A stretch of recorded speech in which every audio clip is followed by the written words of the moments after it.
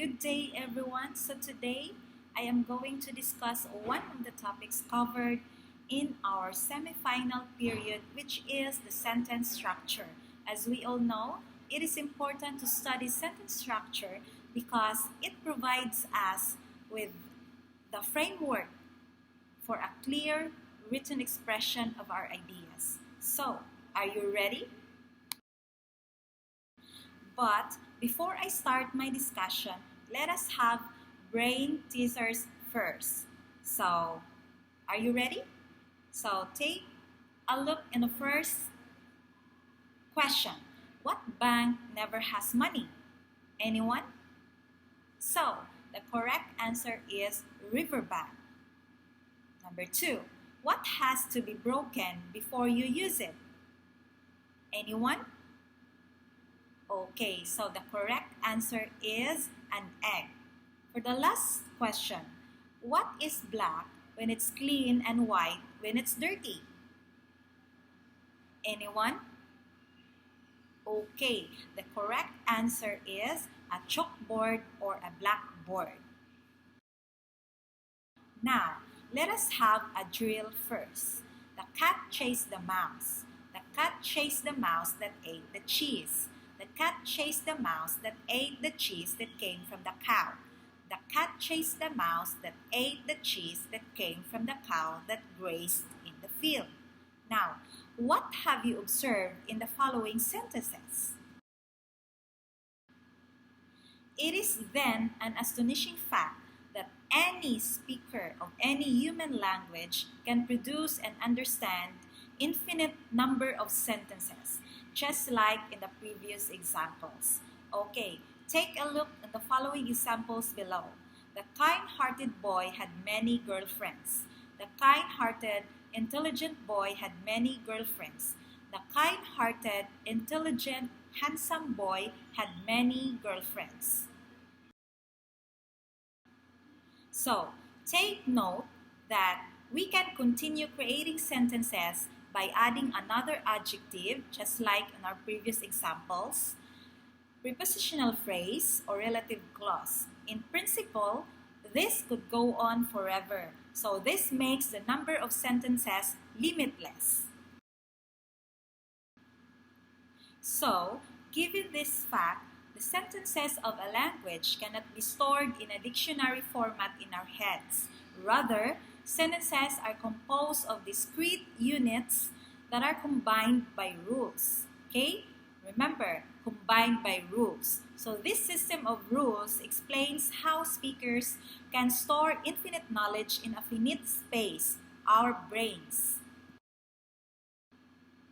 Now, let us proceed to the main objectives of this lesson. First, to show what syntactic structures look like, and second, to familiarize some of the rules that determine syntactic structures. Now, let us start with the definition of the word syntax. So, what is syntax? So, syntax is the part of the grammar that represents a speaker's knowledge of sentences and their structures. It is the way words and clauses are arranged to form sentences.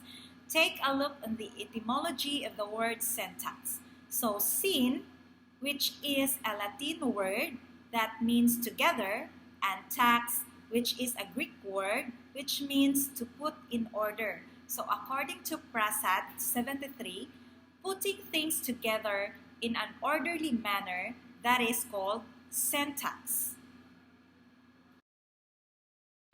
Another definition from Merriam-Webster, syntax is the way in which the linguistic elements, such as words, are put together to form constituents such as phrases and clauses. So these constituents, these are phrases and clauses. So the purpose of syntax is to study sentence structure and formation. So this involves setting rules for creating coherent and grammatically correct sentences by focusing on word order, okay, take note, word order, phrases, clauses, and relationships among them. Now, what the syntax rules do? We have first, they combine words into phrases and phrases into sentences. Take a look in the following examples. In the first sentence, the president nominated a new Supreme Court justice. So this is grammatical because the words occur in the right order. So in English grammar, we have this STVDO, or the subject, transitive verb, object order. So this is grammatical. So in the second example, the president, the new Supreme Justice Court are nominated. So this is now ungrammatical because the word order is incorrect for English. Number 2, they describe the relationship between the meaning of a particular group of words and the arrangement of those words. Say, for example, I mean what I say. I say what I mean. So both sentences seem to have the same meaning, but definitely they have difference. So another example, I like what I get. I get what I like. So the same goes with the first examples. Now, let's proceed to number 3. They specify the grammatical relations of a sentence, such as subject and direct object. So, for example, in the first sentence, your dog chased my cat. So, the subject here, which is the doer or the doer of the action, which is your dog. And my cat here is the direct object, which is the receiver of the action. So in the second sentence, the first sentence is reverse. So my cat chased your dog. My cat here now, which is the direct object from the first sentence, is now the subject of the sentence. And the direct object is your dog. Next, they specify other constraints that sentences must adhere to.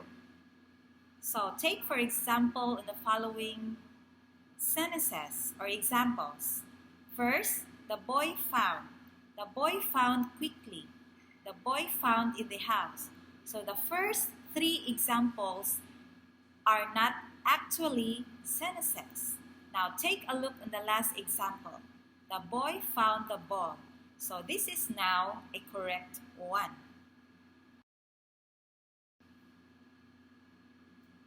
Therefore, our syntactic knowledge crucially includes rules that tell us how words form groups in a sentence or how they are hierarchically arranged with respect to one another. Example, the captain ordered all old men and women off the sinking ship. So, in this example, the captain ordered all old men and women off the sinking ship. So, the captain could mean to order all old men and women. Both men and women who were old are ordered to get out in the sinking ship. Or the captain could also mean that only old men are ordered to get out in the sinking ship, excluding the women. Now, let us proceed to instances of structural ambiguity. Take a look on this example. For sale, an antique dish suitable for lady with thick legs and large drawers.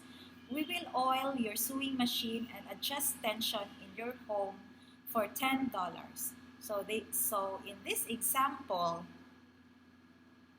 there is an ambiguity. Thick legs could mean for the lady or could refer to the antique desk. So there is an ambiguity. There is an ambiguity. Now, what grammaticality is not based on? Grammaticality and meaningfulness are not the same thing. Okay? Remember, grammaticality and meaningfulness are not the same thing. Take, for example, the following sentences. First example, colorless green ideas sleep furiously. A verb crumpled the milk. So these do not make much sense, but they are syntactically well formed. Okay? So, colorless green ideas sleep furiously. So, this not make much sense, but as you can see, it is syntactically well formed. We have the subject, colorless green ideas. Then we have the verb, sleep. And then we have the adverb, which is furiously. Okay, so we can say that this is syntactically well formed, but does not make any sense. Versus fearlessly sleep ideas green colorless and milk the crumpled verb up. So funny because it is ungrammatical. There are also sentences that we understand even though they are not well formed according to the rules of the syntax. Take, for example, the sentences below.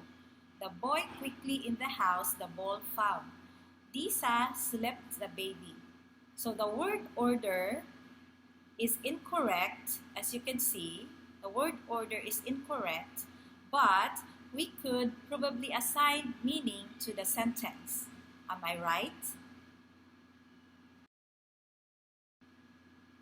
Next, some sentences are grammatical even though they are difficult to interpret because they include nonsense words. Take, for example, the following lines from the poem Jabberwocky by Lewis Carroll. "'Twas brillig and the slitty tops did Gary and gimble in the way." So, take note that such nonsense poetry is amusing precisely because the sentences comply with syntactic rules and sound like good English. However, ungrammatical strings of nonsense words are not entertaining. Also, grammaticality does not depend on the truth of sentences. If it did, lying would be impossible. Take, for example, the following phrases. Dancing unicorns, pregnant fathers. So, nor does it depend on whether real objects are being discussed or whether something is possible in the real world. Now, let us proceed to some of the phrase structure rules. We have number 1, S, which is sentence. The NP here, NP, VP. So, NP here is a noun phrase and VP is the verb phrase. For NP, it is noun phrase which consists of determiner and noun. We have also the det or the determiner, which consists the noun phrase and the possessive. And then we have NP or the noun phrase, it is noun. And then we have NP, which consists of NP and PP. So this is the noun phrase and prepositional phrase. We have also the N bar, which is the noun. This is the adjective and noun. And then we have the N bar, which is the noun. This is noun. We have also the VP. So this is the verb phrase. So this is the verb. And then VP, which consists verb and the noun phrase. And then number 10, VP, which consists of V and CP. So this is the V here is the verb and the CP is the complementizer phrase. And then for number 11, we have VP, which is the verb phrase, which consists of auxiliary and the verb phrase, and then the VP, which is the verb phrase, which consists of verb phrase and prepositional phrase. And then we have also the PP, or the prepositional phrase, which is the preposition and the noun phrase. And then the CP, which is the complementizer phrase, or the complementizer and the sentence. Now, we have here a sample word order, the flat structure. The child found a puppy.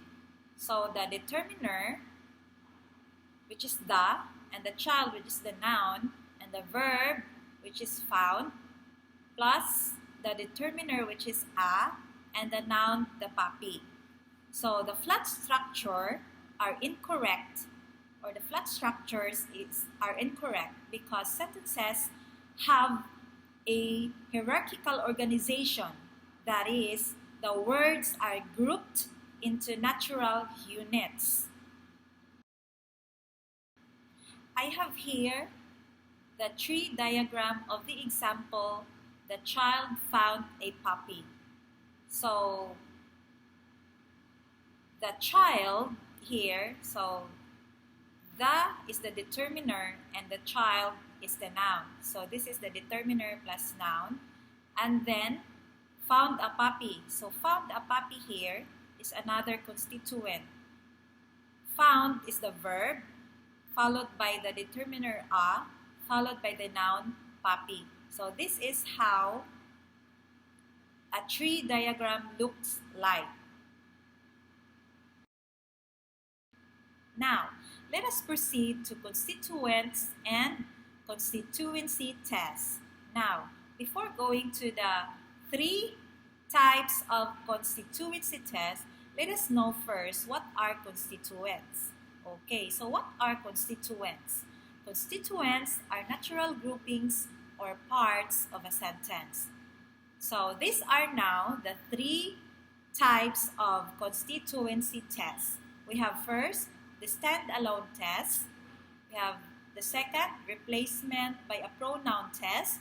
And then the last one, we have move as a unit test. Now, let us go first to the first type, which is the stand-alone test. Take a look in this example. The child found a puppy. What did you find? A puppy.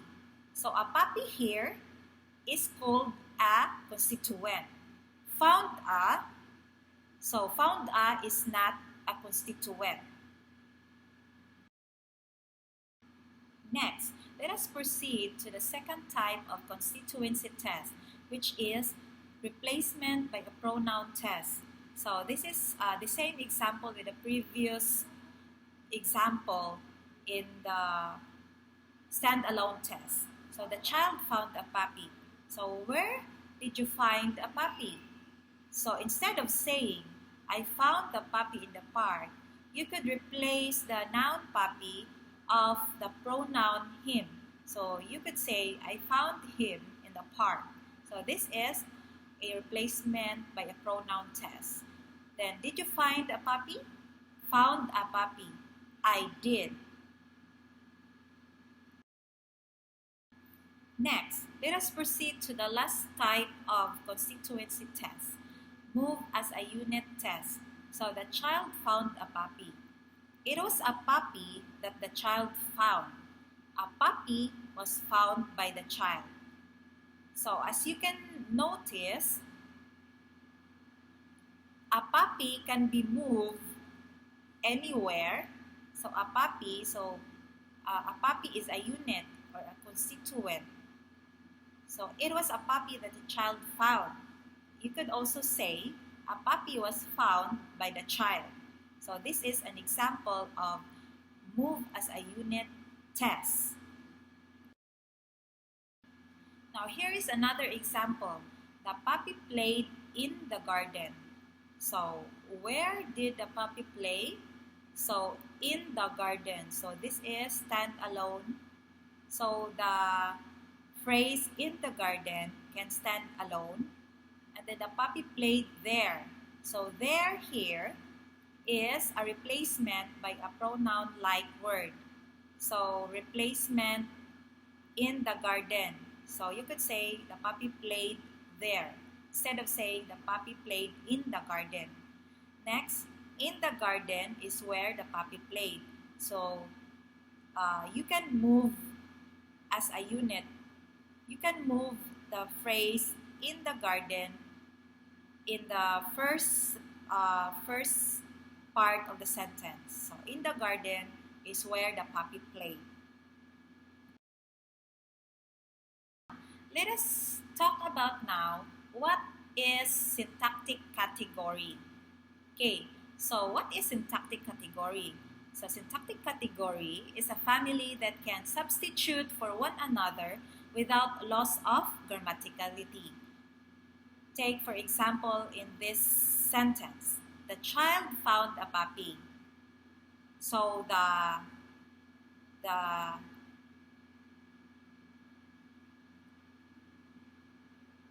child here can be replaced by any noun phrase, which could be a police officer, your neighbor, or this yellow cat. So take for example, a police officer found a puppy. Your neighbor found a puppy.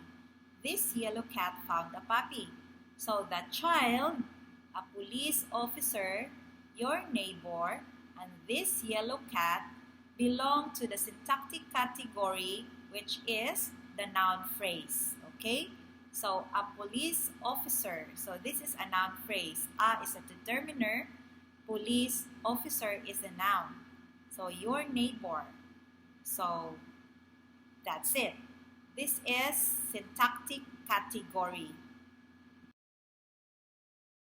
Now, syntactic categories are also part of a speaker's knowledge of syntax. Take, for example, in the following phrases. Noun phrases. Okay, from A to D, a bird, the radio, the red banjo, the woman who was laughing, and John. So these first four phrases are noun phrase, except with the E and the F. Have a nice day. So have a nice day is already a sentence. So this is not a phrase anymore. This is already a sentence. With F, with a balloon. So with a balloon is not a noun phrase. This is a prepositional phrase with a preposition with and a balloon. Now a noun phrase. So that's it. Syntactic categories are part of the speaker's knowledge of syntax. Syntactic categories also include both phrasal categories such as noun phrase, verb phrase, adjective phrase, prepositional phrase, and adverbial phrase, and lexical categories such as noun, verb, preposition, adjective, and adverb. For noun, for example, puppy, boy, soap. For verb, for example, fine, run, sleep, and then preposition, for example, up, down, cross, etc. For adjective, examples, red, big, candid. For adverbs, examples, again, carefully, luckily. So each lexical category has a corresponding phrasal category. We have also these other categories. We have determiner, examples a and the. We have demonstratives, examples this, that, this, and those. We have counting words, examples each and every. We have the auxiliary, examples have, had, be, was, and where. We have also auxiliary, examples have, had, be, was, and where. We have also the modals, may, might, can, could, must, shall, should, will, and would are examples. Let us proceed to the phrase structures, trees, and rules. So a tree diagram with syntactic category information is called phrase structures tree, or the PIS tree, or what we call the constituents structure tree. Okay, so this shows that a sentence is both a linear string of words and hierarchical structure with phrases nested in phrases. Also, phrase structures, trees, and rules are explicit graphic representations of a speaker's knowledge of the structure of the sentences of his language. So, take for example in this sentence, the child found a puppy. So, this is a sentence. So, in sentence, we have noun phrase and verb phrase.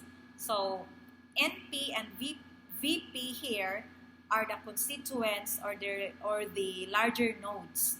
Okay, for the NP, we have the determiner and noun. The determiner the and the noun child. And for the VP, we have the verb and the noun phrase. So, determiner, noun, verb, and noun phrase are the nodes of the sentences, of this sentence. For the verb, we have the word found, and the NP, we have the determiner, which is a, and the noun, which is the puppy. So, to express the structure, we need the following PS rules, or the phrase structure rules. In sentence, we have the noun phrase and verb phrase. Okay, for the sentence, we have the noun phrase and the verb phrase. For the NP, we have the determiner and the noun. And then for the VP, or the verb phrase, we have the verb and the noun phrase.